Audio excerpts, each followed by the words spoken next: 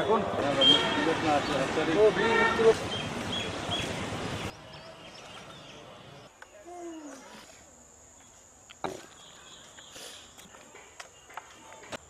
মহান মুক্তিযুদ্ধ শুরু হওয়ার পরে টোটাল বাংলাদেশকে 11টি সেক্টরে বিভক্ত করা হয় এবং এখানে সেক্টর কমান্ডার নির্ধারণ করা হয়। আমাদের মহান মুক্তিযুদ্ধের সর্বাধিনায়ক ছিলেন কর্নেল এম.এ.জি. ওসমানী। আমরা মূলত 9 নং সেক্টরের বাংলাদেশের সর্ববৃহত্তর সেক্টর হল তৎকালীন বৃহত্তর খুলনা বিভাগটা নিয়ে 9 নং সেক্টর।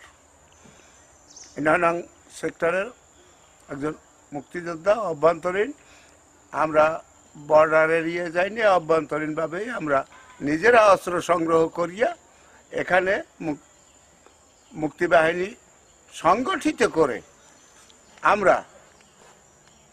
তারপরে আমরা হানাদার বাহিনীর বিরুদ্ধে যুদ্ধ করেছি।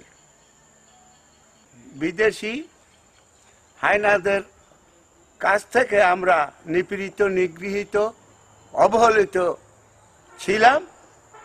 তার থেকে সর্বশেষ পাকিস্তান এখানে 23টি বছর রাজত্ব করেছে। তো তাদের যে আমাদের যে অবহেলিত করে রেখেছিল, বঞ্চিত করে রেখেছিল, সেই থেকে মুক্তি পাওয়ার জন্য মানুষ এই বৈষম্যহীন দেশকে স্বাধীন করার জন্যে আমরা মহান মুক্তিযুদ্ধে অংশগ্রহণ করেছিলাম এবং রক্ত দিয়ে 9 মাসের রক্তক্ষয়ী জীবন দিয়ে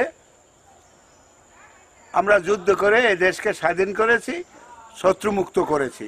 আমাদের চাওয়া ছিল যে আমরা স্বাধীনভাবে বিশ্বে মাথা উঁচু করে দাঁড়াবো এবং আমরা অর্জন করেছি একটি লাল সবুজের স্বাধীন পতাকা ও স্বাধীন ভূখণ্ড। হ্যাঁ, কাজী যেখানে বৈষম্য থাকবে না, যেখানে অত্যাচার নিপীড়ন থাকবে না, সেই সুখী সমৃদ্ধশালী এই স্বাধীন বাংলাদেশ বিশ্বের দরবারে স্থান করে নেবে, এই ছিল আমাদের প্রত্যাশা। সরকারের কাছে চাওয়ার মানে দেশের কাছে, সরকার যেই আসুক তাদের কাছে চাওয়া যে আমাদের রক্তে অর্জিত মহান স্বাধীনতাকে যেন আর কেউ আমাদেরকে বঞ্চিত না করে, অত্যাচার নিপীড়ন না করে, আমাদের স্বাধীনতাকে যে সরকারই আসুক তারা যেন রক্ষা করে, আমাদের ভূখণ্ডকে রক্ষা করে। এবং সরকারের কাছে চাওয়া যে আমাদের ইচ্ছা ছিল সুখী সমৃদ্ধশালী বাংলাদেশ গড়া, সেইটা যেন তারা যারাই থাকবে তারাই যেন সেই বাংলাদেশকে সুখী সমৃদ্ধশালী করে গড়ে তোলে, এইটাই আমাদের প্রত্যাশা।